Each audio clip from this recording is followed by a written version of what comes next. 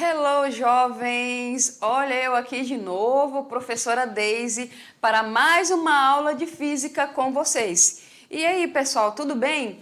Bom, em aulas passadas, nós estávamos conversando sobre processos de eletrização das substâncias, certo? Nós vimos que os processos de eletrização são de três tipos: atrito, contato e indução eletrostática, e nós vimos que esses processos se dão justamente em corpos condutores quando a gente tem troca de cargas, ou o corpo ele ganha elétrons ou ele perde elétrons, correto? E aí ele fica eletricamente carregado. Ok? Mas pessoal, a gente estava falando lá em carga elétrica e tudo mais, positivo, negativo. Bom, de que maneira dar essa carga elétrica? Quantizar essa carga, será que a gente pode? Pessoal, olha só, para entender melhor esse conteúdo, lembra que eu falei para vocês que nós íamos falar lá um pouco de física moderna? Então, hoje nós vamos trabalhar um pouco de física moderna. Bom, dentro da física moderna, a gente vai trabalhar a mecânica quântica ou a física quântica, tá? A física quântica ou mecânica quântica se deu lá no início, no século XX, com o estudo de alguns fenômenos relacionados à parte subatômica, a partículas, moléculas e quantização da energia, ok? Então hoje nós vamos ver um pouco de história dessa física quântica clássica aí, ok? Vamos debater, ver os principais nomes, os fenômenos aí que foram estudados, tá? Pessoal, por que isso? Até uma parte da física lá antes do século XX, a maioria dos físicos e também estudiosos e cientistas pensava que não tinha mais nada para estudar em física, que tudo já tinha sido descoberto e que a física clássica ela conseguia explicar todos os fenômenos que eram observados, ok? Mas aí alguns experimentos, e nós vamos ver o nome lá do físico alemão chamado Max Planck, ele começou a observar que tinha corpos, pessoal, que eles absorviam toda a energia que era incidida sobre eles, e eles também, se eles fossem ideais, eles conseguiriam emitir essa energia. E ele também observou que certos espectros eram chamados discretos, ok? Então aí começou-se um novo ramo de uma nova investigação de fenômenos e que tem muitas aplicações que a gente vai ver também, ok? Vamos começar? Olha só. Então, pessoal, hoje nós vamos conhecer a importância da mecânica quântica e sua evolução, ok? E também falar aí, conhecer sobre o efeito fotoelétrico e as tecnologias que usam células fotoelétricas, ok? Pessoal, o efeito fotoelétrico, ele foi muito importante aí para várias aplicações que nós vamos conhecer, ok? Bom, então vamos lá, mecânica quântica, parte 1. Vamos conversar sobre o surgimento da mecânica quântica. Também vamos falar de radiação térmica e a teoria quântica de Planck. E também sobre efeito fotoelétrico. E se eu conseguir aqui, eu vou mostrar uma simulação para vocês, ok? Pessoal, surgimento da mecânica quântica ou física quântica. Bom, uma das teorias mais bem-sucedidas no mundo da ciência é a teoria quântica. Lembra que eu falei para vocês que teve lá até um certo momento na física que o pessoal pensou que não tinha mais nada para ser estudado, ok? Sendo que tinha aí a mecânica quântica que foi conversada e foi desenvolvida após isso, mediante a observação de várias coisas, e foi uma das teorias mais bem-sucedidas e com muitas aplicações, ok? Diversas aplicações puderam ser feitas a partir dessa teoria. Deixa eu trocar aqui rapidinho para canetinha. Pronto. Uma dessas aplicações é a tecnologia envolvida na produção de semicondutores e computadores, ok? Pessoal, vocês lembram que ontem a gente estava conversando sobre materiais condutores, materiais isolantes e também falamos dos materiais supercondutores e dos materiais semicondutores. Vocês lembram que eu disse também que os materiais semicondutores têm alguns tipos de substâncias aí que estão muito presentes na natureza e também tem uma aplicação muito grande. né? Uma aplicação bem simples é o LED, que é uma lâmpadazinha de baixo custo e serve também para fazer umas observações. Entendeu? Então, pessoal, o desenvolvimento e estudo da mecânica quântica ajudou muito aí no entendimento dos materiais com propriedades semicondutoras e também supercondutoras, ok? Então, vamos continuar, olha só. Galera, e esses semicondutores, eles se utilizaram muito aí na produção de computadores também, né? Bom, a explicação do modelo atômico atual também se dá por meio dessa teoria e muitas outras aplicações da teoria quântica foram feitas ao longo do século XX, ok? Vamos continuar aqui. Jovens, a descoberta da física quântica revolucionou os princípios da física clássica. Lembra que eu falei para vocês? Pessoal lá na física clássica, olha, não tem mais nada para ser estudado. Veio aí algumas observações de alguns físicos e falaram, olha, tem mais coisa aí por trás. Vamos estudar aí, ok? Bom, no início não foi muito bem aceito, mas depois se tornou, como eu falei para vocês, uma das teorias bem-sucedidas, que é a física quântica, ok? Pessoal, um dos nomes que eu falei para vocês, Max Planck. Max Planck, no início do século passado, estudava a energia que surgia de um espectro de radiação térmica, ok? Ele estava lá fazendo uns estudos e ele começou a estudar essa energia que vinha desse espectro de radiação térmica. E lembrando que térmica, né, está relacionado a calor. Radiação está relacionado à onda eletromagnética. Bom, ao elevar um organismo emissor de calor a certa temperatura, ele obteve ondas eletromagnéticas, que é a radiação térmica, como eu falei para vocês, que é um tipo de onda eletromagnética, ok?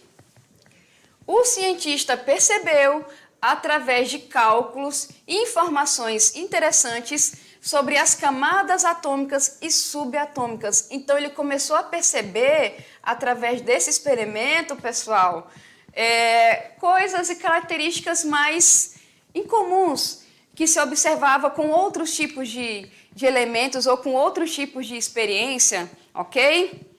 Olha, aqui está uma imagem do Max Planck, tá? Ele aqui já com uma certa idade, né? Ele é um físico alemão, ok? Está aí a imagem dele. Bom, pessoal, a partir daí, né, que ele é um nome mais conhecido, mas é claro que antes dele ele se baseou no estudo de outros grandes físicos também. A partir daí nós temos um novo ramo que surgiu, possuía a característica de estudar o que acontece nas frações mais infinitesimais da matéria, ou seja, o que tem mais adentro da matéria. Se eu pegar uma molécula e dividir em infinitésimas partes, o que tem ali? O que acontece? Então, esse novo ramo passou a se preocupar, pessoal, com o estudo. Tem também, dentro da física, que é a chamada física de partículas, que era da física que estuda todas as partículas que compõem aí a matéria, ok? Então, a partir dessa ciência também, desse novo ramo, começou a se investigar mais a fundo e foram, a partir daí, descobertas vários tipos de partículas, ok? Vamos continuar, olha só. Pessoal, algumas dessas partículas, além das moléculas, átomos, elétrons, prótons, tem o positron, como vocês podem ler aí, e outras partículas tiveram enfoque na disciplina desse novo ramo da mecânica quântica. Bom, Planck criou uma equação para se interpor entre a lei de Wien e a lei de Rayleigh, tá? Esses dois aqui, eles também fizeram investigações sobre espectros de radiação de corpos, ok? Bom, pessoal, a primeira lei diz respeito às baixas frequências emitidas aí pelas ondas eletromagnéticas e a segunda lei às altas. Então, ele criou uma equação para interpor a lei desses dois físicos aqui, sendo a primeira lei dizendo respeito às baixas frequências e a segunda às altas frequências. Bom, a teoria quântica seria a primeira a se encaixar nesse sentido, ok? Para poder fazer esse tipo de investigação. Tá bom, pessoal? Vamos continuar aí o nosso bate-papo. Olha só o gráfico, tá? Esse gráfico aqui, ele mostra que eu vou colocar uma simulação para vocês, mas no finalzinho da nossa aula, ele mostra o comportamento, ok? De uma radiância espectral aí por comprimento de onda. Pessoal, o comprimento da onda é o tamanho da onda, ok? E a frequência está relacionada com a velocidade que ele anda, ok? Então, eu posso falar que essa velocidade aqui é lambda f, só para a gente ter uma noção, tá bom? Que a velocidade da onda é o tamanho da onda vezes a frequência com que ela é emitida. Aqui nesse gráfico a gente pode observar que o pico aqui dessas ondas com a temperatura, tá? Então aqui eu tenho 5.000 Kelvin, 4.000, 3.000, ok? E aqui seria o comprimento da onda e aqui o tanto que ela irradia, tá? E essa parte aqui a gente chama de visível, que é a parte visível ao olho humano, ok? E aqui é o infravermelho, e aqui na teoria clássica o infravermelho, eles teriam este comportamento aqui, tá bom? Isso na clássica, né, pessoal? Vamos continuar. Olha só, vamos fazer a relação agora de radiação térmica e a teoria quântica de Planck, ok? Pessoal, olha só, ao contrário do que o nome possa sugerir, corpo negro, que é um termo aqui que surgiu lá com Planck no início do século XX, quando ele estava fazendo investigação, ele deu esse nome a todo o corpo capaz de absorver toda a radiação eletromagnética que nele incide, tá bom? Então, absorveu toda essa radiação, ele vai ficar irradiado, vamos colocar dessa parte, aí nós temos esse termo. Bem como emitir toda a radiação absorvida. Então, vamos dizer assim, corpo negro é um corpo poderoso que ele vai conseguir absorver toda a radiação eletromagnética e também vai conseguir emitir essa radiação. Ok? Eu vou colocar a simulação no próximo slide e essa simulação mostra um corpo negro ideal. Ou seja, é uma caixa de cavidade comum, ok? Com um pequeno orifício, onde é pouco provável escapar radiação. Então vamos ver por que isso acontece. Olha só. Então o corpo negro, olha, é essa caixa aqui. Então aqui eu tenho uma cavidade. Vocês podem observar que essa cavidade, em relação às dimensões da caixa, é uma cavidade bem pequena, então se você incide radiação através dessa cavidade, é pouco provável que essa radiação ela vai conseguir escapar, ó, como vocês estão vendo aqui, ó. Ela vai batendo nas paredes, ela vai refletindo e ela fica dentro dessa caixa com cavidade pequena, tá bom? Ali é só para a gente ter uma demonstração, o pontinho, ok? Então vamos olhar aqui de novo. Deixa eu voltar aqui para vocês verem, olha só. Ok? Então, aqui a gente pode falar o seguinte, pessoal. Portanto, um corpo negro ideal absorve 100% da radiação incidente. E pelo princípio de Kirchhoff, o poder de absorção é diretamente proporcional ao poder de emissão. E neste caso, né, como é diretamente proporcional, o corpo negro ideal emite 100% da radiação. Então, ele absorve 100% da radiação e como o poder de absorção é diretamente proporcional ao de emissão, ele também vai emitir 100% da radiação. Lembrando, diretamente proporcional é que uma grandeza aumenta diretamente proporcional a outra, ok? Bom, vamos colocar um gráfico e esse gráfico mostra a curva espectral de um corpo negro dividida em faixas de frequência.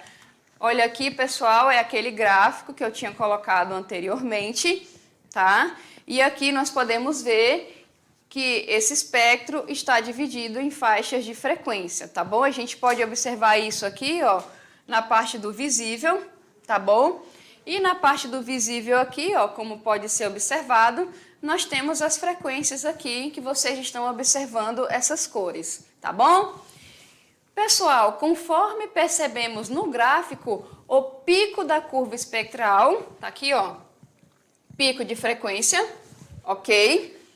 Corresponde à frequência emitida pela radiação térmica. Lembrando, gente, radiação é onda eletromagnética. Eu falei para vocês lá na primeira aula que onda eletromagnética é composta de campo magnético, campo elétrico perpendicular e pode se propagar no vácuo. Só lembrando isso, tá bom?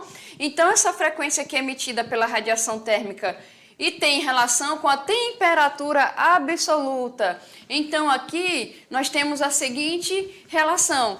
A frequência de emissão, ela está diretamente relacionada com a temperatura. Ou seja, pessoal, se eu mexer na temperatura, essa frequência de emissão também vai ser alterada. Vamos ler de que forma? Olha só.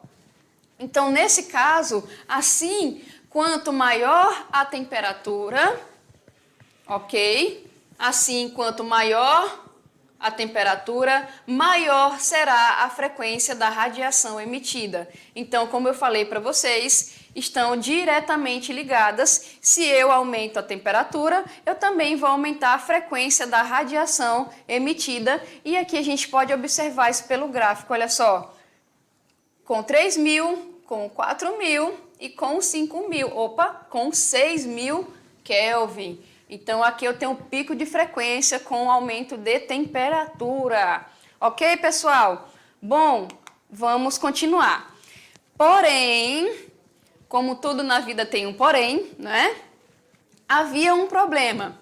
As teorias para explicar teoricamente a curva espectral da radiação térmica emitida por um corpo negro não correspondiam com a prática experimental. Então, teoricamente, daria para explicar isso daqui de maneira teórica, com algumas teorias. Mas, experimentalmente, para tentar verificar aquela teoria ali, não estava tendo muito sucesso. Então, estava tendo aí alguns problemas, tá bom? A figura que eu vou mostrar para vocês mostra a tentativa de Rayleigh e Jens. Tá? Esse aqui é um nome também, tá bom, pessoal? De um físico. De encontrar uma solução matemática para explicar a radiação emitida por um corpo negro que resultou, mais tarde, na conhecida catástrofe do ultravioleta. Então, essa teoria aqui, pessoal, deste termo, foi resultado, né, da teoria matemática desses dois aqui, ok? Bom, olha só. Aqui no gráfico a gente pode ver a lei de Planck corresponde a esta parte aqui, que era o que Planck estava dizendo que iria acontecer.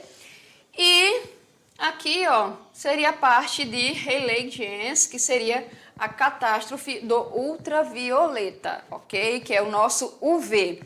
Somente com Max Planck, lá em 1858, 1957, que foi o período de vida desse físico alemão, foi possível trazer a solução para o problema teórico da curva espectral do corpo negro, ok? Então tá aqui a nossa curva espectral e ele conseguiu aí, estudando mais, né, pessoal, trazer a solução deste problema, ok? Bom, olha só. O que a gente pode lembrar aqui com a teoria clássica? De acordo com a teoria clássica, a energia emitida deveria tender ao infinito. Isso aqui, pessoal, teoria clássica, física clássica, ok? Quando a gente está lá na termodinâmica, estudando lá o aquecimento dos corpos. Bom, nesse caso da teoria clássica, como eu falei para vocês, a energia emitida deveria tender ao infinito à medida que o comprimento de onda da radiação fosse diminuído. Então, se a frequência de emissão estava relacionada aí com o aumento da temperatura lá em Kelvin, né, o comprimento de onda estaria de maneira inversa. Então, isso ali deveria tender ao infinito quanto menor fosse a minha onda, ou seja, quanto menor fosse o meu comprimento de onda. Então, ondas pequenininhas, infinito. Entendido isso? Vamos continuar, olha só. Mas os dados experimentais não confirmavam essa previsão quando os comprimentos de onda estavam próximos do ultravioleta. Então, alguma coisa acontecia próximo do ultravioleta, ok? Que tem comprimentos de ondas curtos. Então, só para a gente entender aqui, lá na teoria clássica, a energia emitida deve tender ao infinito à medida que você diminui o comprimento de onda da radiação. Mas lá perto do ultravioleta, alguma coisa acontecia. E lembrando que o ultravioleta tem comprimentos de ondas curtos. Bom, a essa discordância entre o teórico e o experimental, deu-se o nome de catástrofe do ultravioleta, ok? Então, esse nome aqui surgiu, este termo, com essa discordância experimental. Entendido, pessoal? O que é a catástrofe do ultravioleta? Bom, vamos continuar.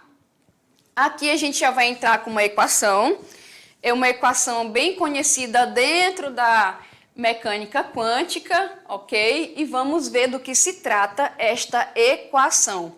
Bom, em 1900, o físico alemão Max Planck, como eu falei para vocês, ao tentar resolver esse problema, que é o da catástrofe, deu início ao desenvolvimento da teoria quântica.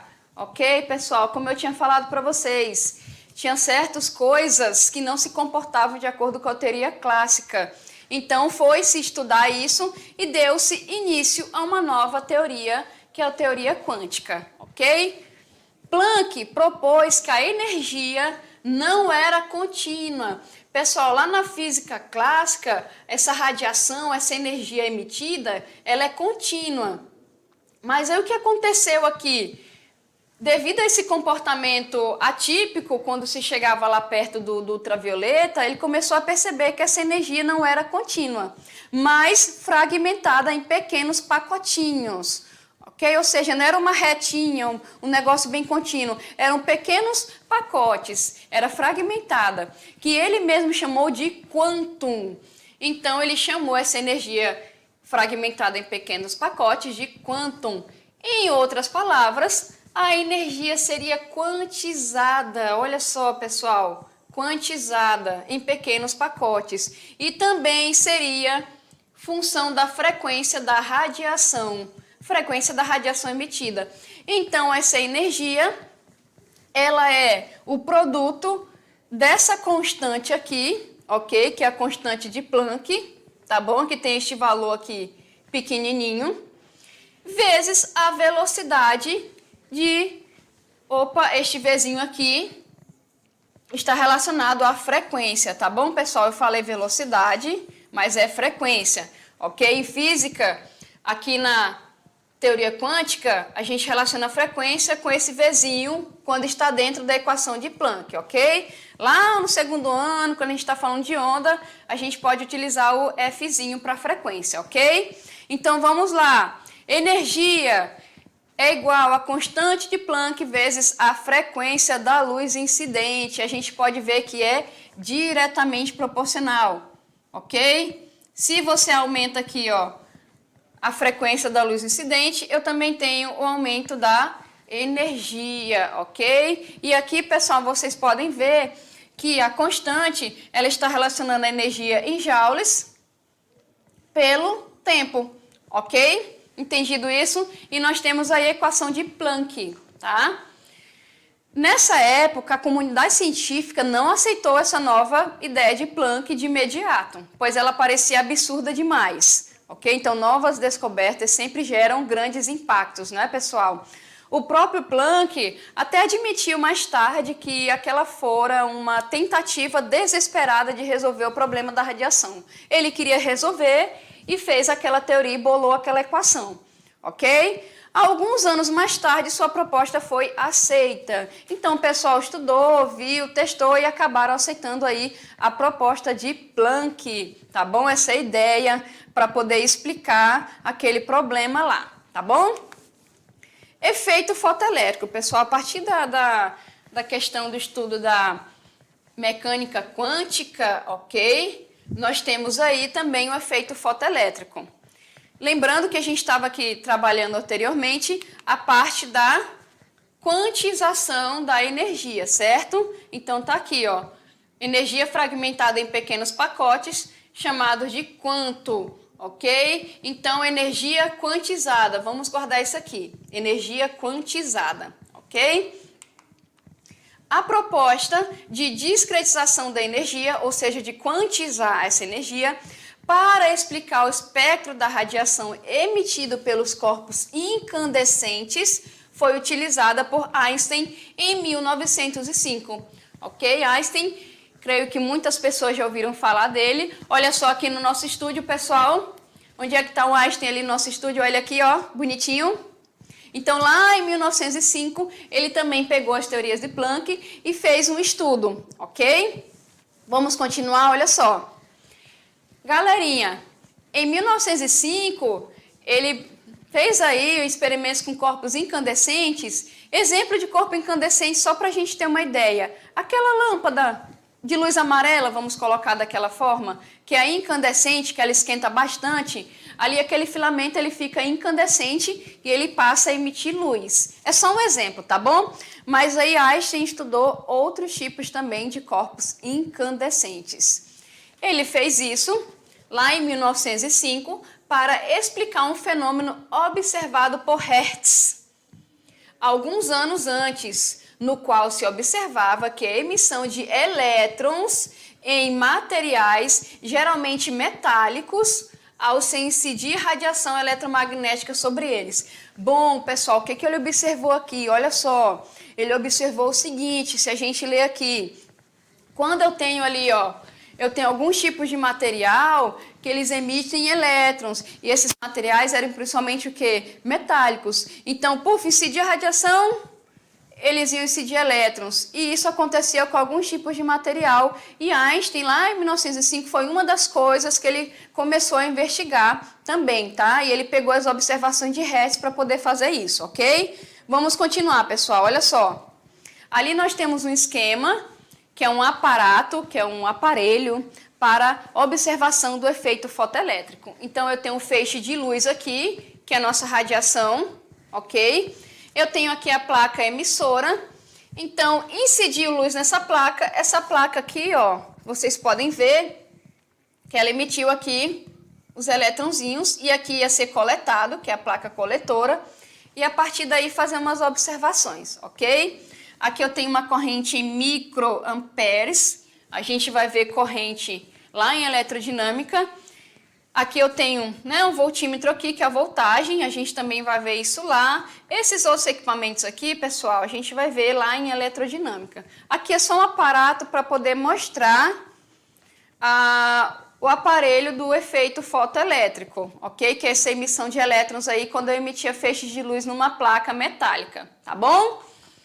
Olha ali o que acontecia, emitia a onda eletromagnética e eu tinha a emissão desses elétrons, ok? Bonitinho o nosso simulação aí, né?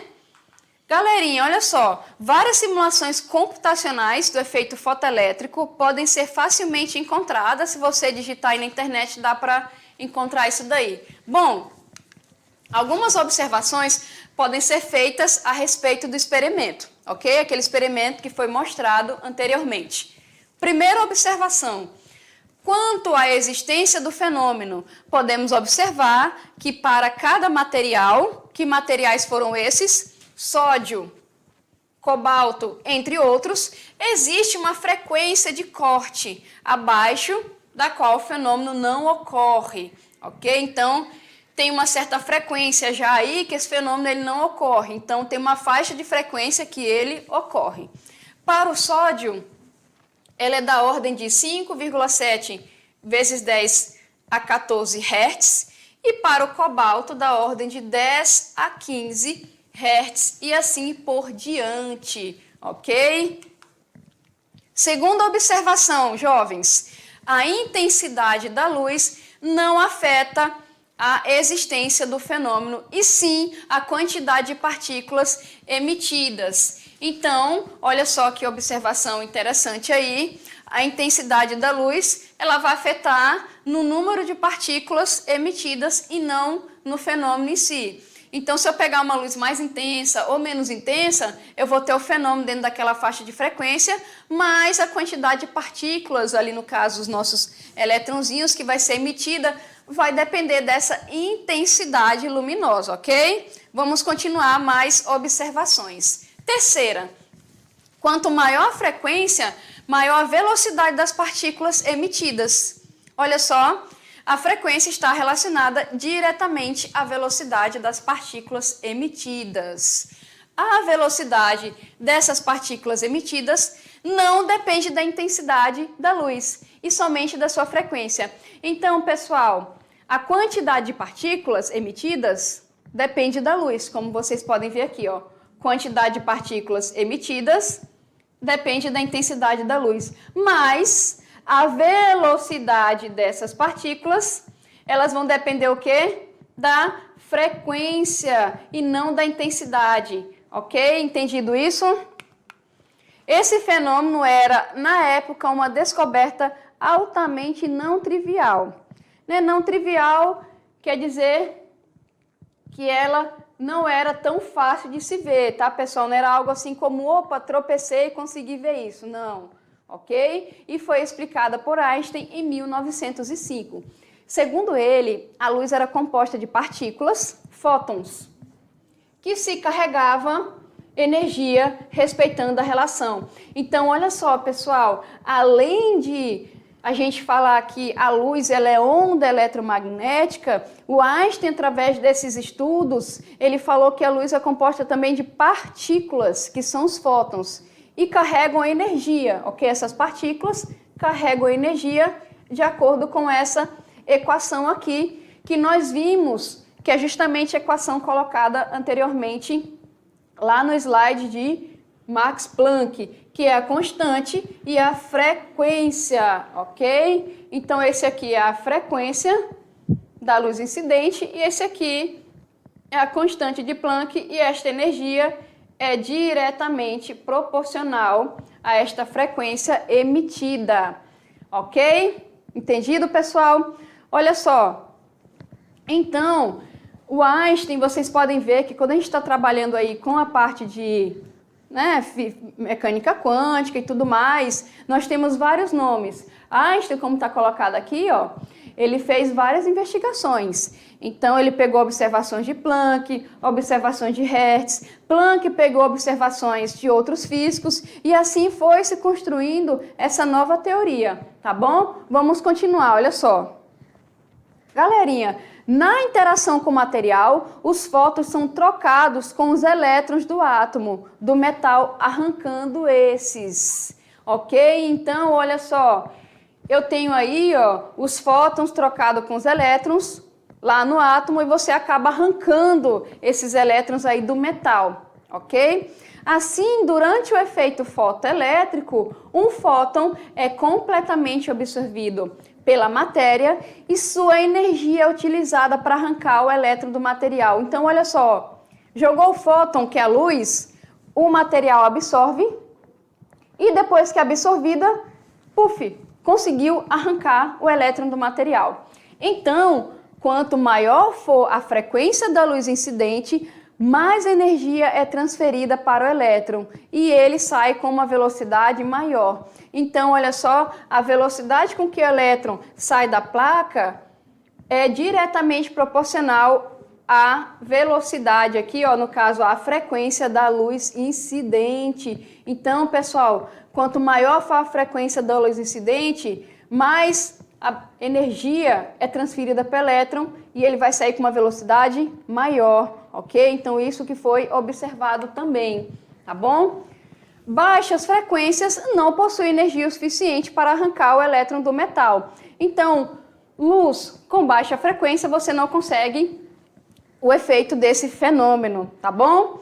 E a intensidade de luz incidente serve somente para definir a quantidade de elétrons arrancados. Então, se eu queria observar aqui muitos elétrons, vamos dizer assim, se eu quisesse arrancar muitos elétrons, eu aumentava a intensidade. Se eu quisesse com que esses elétrons saíssem com maior velocidade, eu aumentava a frequência da luz. Entendido, pessoal, essa relação? Legal, né? Vamos continuar. Exemplos, galerinha. Exemplos de aplicações graças ao efeito fotoelétrico. Graças ao efeito fotoelétrico, como está escrito aqui, tornou-se possível o cinema falado. Olha só, pessoal, cinema falado, ok? Assim como a transmissão de imagens animadas, no caso a televisão, tá bom? Aquelas televisões mais antigas que usam tubo de fósforo, tem aí a sua imagem baseada no efeito fotoelétrico, ok? O emprego de aparelhos fotoelétricos permitiu construir toda a parte de maquinaria capaz de produzir peças sem intervenção alguma do homem, ok? Ou seja, peças mais perfeitas. Os aparelhos cujo funcionamento assenta no aproveitamento do efeito fotoelétrico controlam o tamanho das peças melhor do que pode fazer qualquer operário, né? Então, olha só, é o avanço da tecnologia graças ao efeito fotoelétrico, tornando as peças cada vez mais ideais. Bom, também permitem acender e desligar automaticamente a iluminação de ruas, os faróis e etc. Então, pessoal, toda aquela parte que você tem luz que desliga automaticamente, farol, etc., tudo isso veio graças ao desenvolvimento e observação do efeito fotoelétrico, tá bom? Outras coisinhas também, olha só, aqui é um painel, como vocês podem ver, é um painel de energia solar, tá bom? E aqui, olha só, tudo isso se tornou possível devido à invenção de aparelhos especiais chamados células fotovoltaicas. Então, aqui neste aparelho, eu tenho células fotovoltaicas, ok? Que são as nossas células fotoelétricas, em que a energia da luz controla a energia da corrente elétrica ou se transforma em corrente elétrica, tá, pessoal? Então, aqui, ó, essas células você consegue absorver e controlar essa energia e assim você controla a corrente, ok? Bem interessante, né? Bom, o que nós temos mais exemplos aqui? Olha só, que bonitinho, casas aqui, ó, completamente cobertas de painéis com células fotovoltaicas ou células fotoelétricas, ok? Então, pessoal, a gente sabe que hoje em dia, há alguns anos já, é capaz de você controlar toda a energia elétrica de uma residência apenas com esse tipo de painel aqui, sem precisar de energia elétrica. Olha só, pessoal, vou colocar uma simulação para vocês. Deixa eu só sair aqui rapidinho. Vou colocar aqui uma simulação. Essa simulação, ela é de um site lá do PHET, ok? Da Universidade do Colorado, tá bom? E aqui, pessoal, olha só, como vocês podem ver, esse é o gráfico que eu tinha colocado nos nossos slides para observar aqui. Deixa eu só puxar um pouquinho para vocês verem, sem cobrir o Vitor, claro. Aqui, pronto, não cobri o Vitor, né? Então, aqui eu tenho, ó, densidade de potência espectral e aqui eu tenho comprimento de onda.